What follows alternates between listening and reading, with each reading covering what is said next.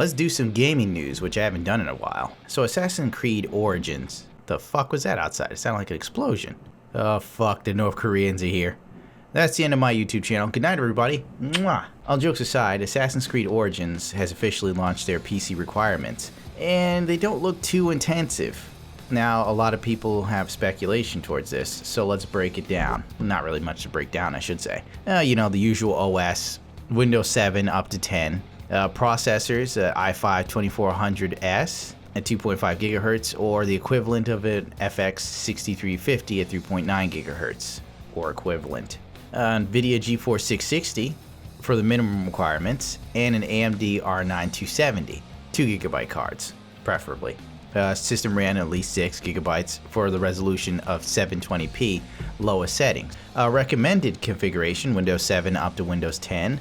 Processor 3770 at 3.5 gigahertz, or an AMD FX 8350 at 4.0 gigahertz. The modern equivalent would be Ryzen 1400. Now here's where everybody's getting their chickens in a bit.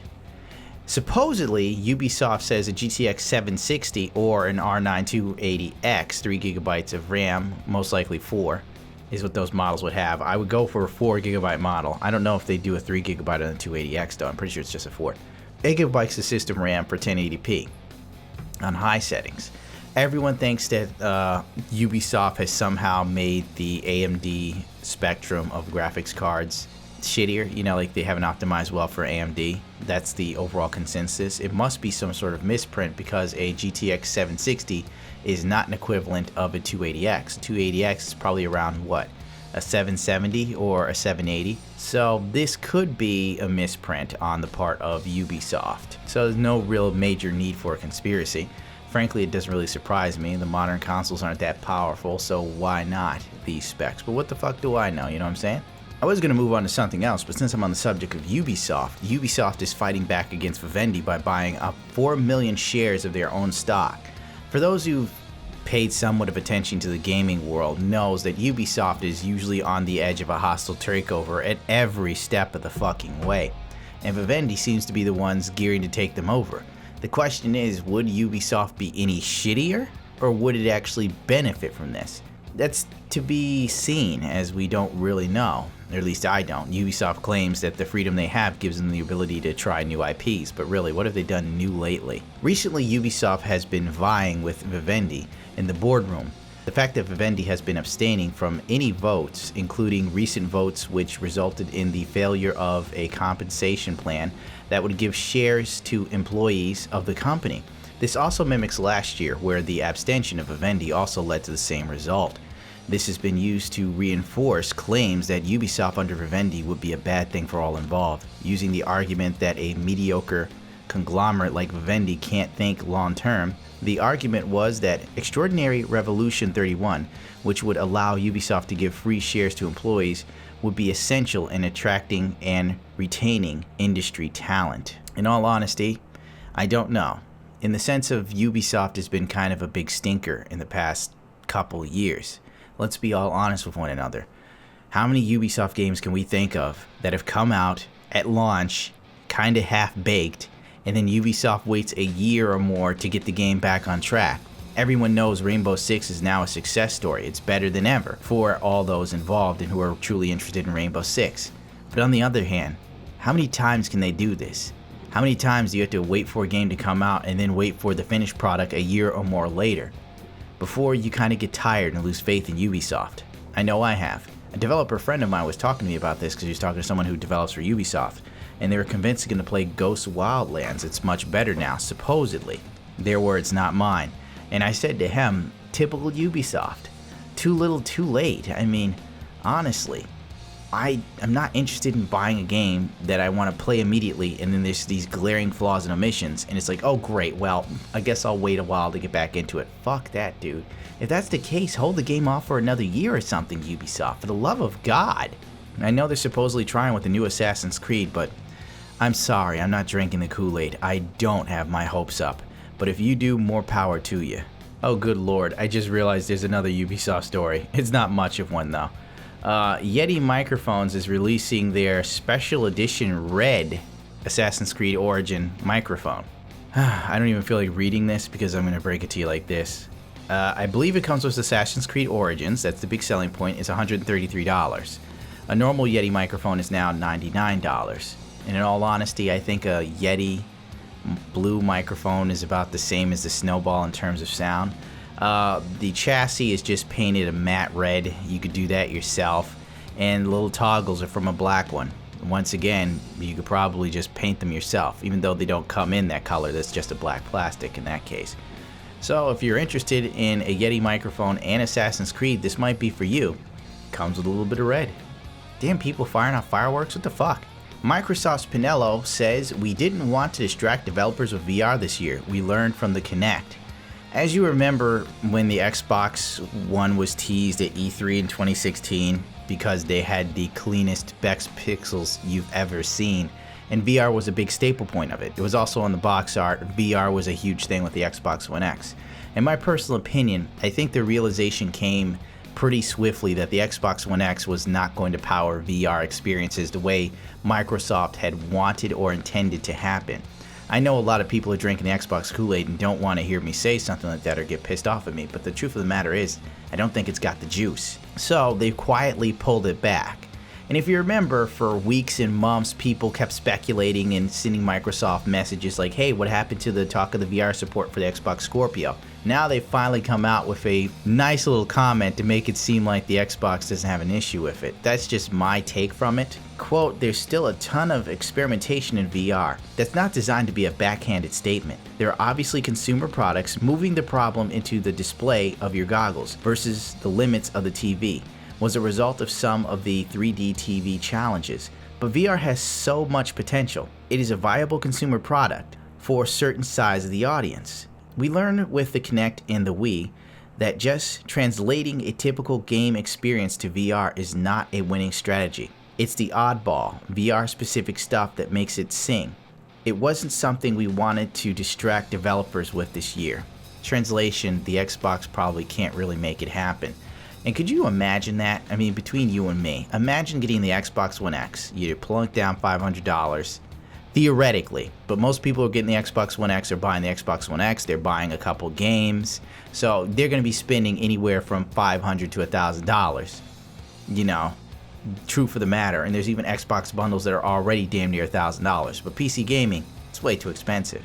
But enough of me soapboxing.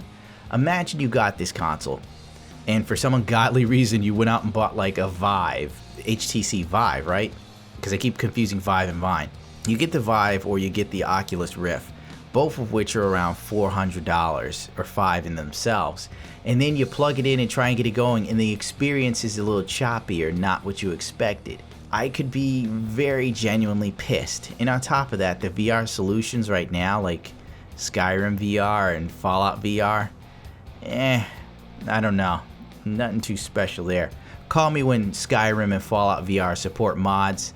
You know, then I'll care, you know, when I can go to Lover's Lab and get boob mods in 3D. Give Gundam a call. I guess Microsoft kind of woke up. They saw what happened to PS4 Pro with their little VR. Like, what happened to PS4 VR?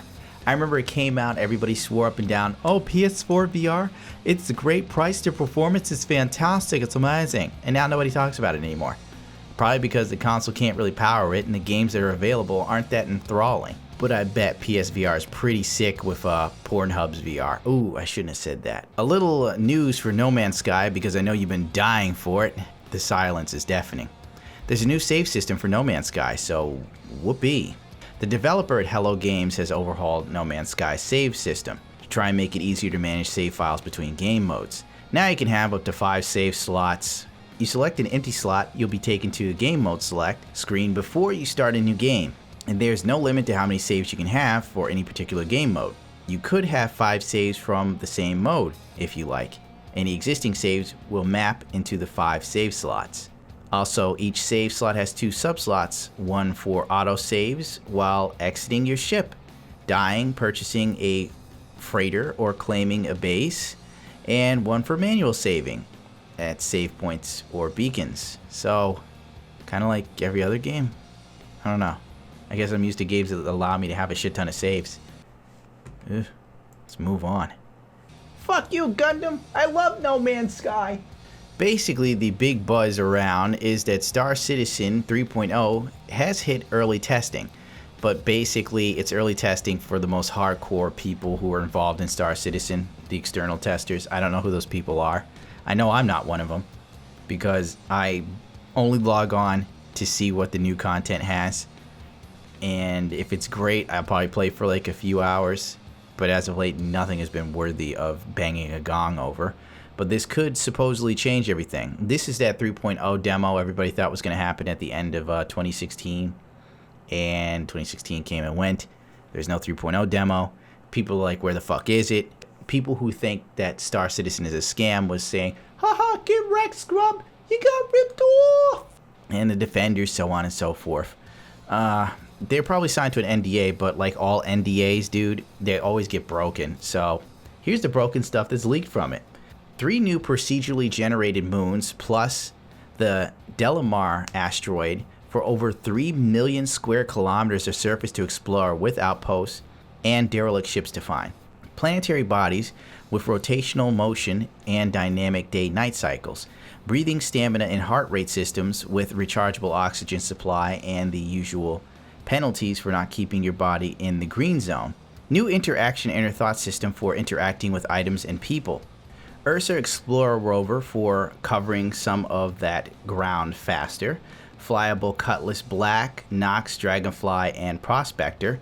Rework Gladius, Hornet, Saber, Vanguard, Constellation, Freelancer, Caterpillar, and Aurora. There's only a few more of these to go, and I figure, who wants to hear me read them verbatim? In all honesty, Star Citizen, my hopes aren't high for it ever coming out. If it comes out, great. If not, fuck it, whatever. I mean, I only blown $150. I mean, shit. We've all blown money on stuff. We've blown money on worse things, hookers and blow, methadone, cocaine. You know how it is. Kids, quit pretending you don't do it, you little liars. Actually, come to think about it, this has probably gone on for like 20 minutes, so I better cut this shit short. Nobody wants to sit here for this all day. Please forgive me if I sound lethargic. I did a crazy long stream on Twitch, which is completely and utterly uncharacteristic of me. What started out all high energy then wound down into a very sad ending simply because I had become physically ill playing Battlefront's beta that long. No, I didn't pre-order it. If you don't know, the beta is open to everybody, so go check it out right now if you want to. Frankly, I'll probably do a video on it since people want to know what I think of it, so why not? Why the hell not? It's not that hard to basically rant and rave. It's one of the easiest things I do. I do it for free. I rant and rave at my cat. Well, can't actually give more of a shit than me. Rate, comment, subscribe if you so choose to. If not, to hell with it. But remember, the more of you that follow me, the louder my voice gets in the community. And the more likely I am to get respect from companies. It's about time I got the same respect as tit streamers, dude. I'm for real here. Like, all those big gaming companies, you know, hardware manufacturers, you know who you are. You all make motherboards and graphics cards. You guys will sponsor tit streamers, but not Gundam? What, a girl painting her tits is less offensive than me saying fuck? I mean, me saying fuck is pretty normal. I'm a New Yorker. Go outside and not hear someone say fuck. And by the way, fuck is Dutch. So technically, I'm speaking another language, which is also fucking informative. It's like a learning channel or something. As Colin Quinn said, if you're saying fuck on a stoop in damn Yankees, you're speaking Dutch.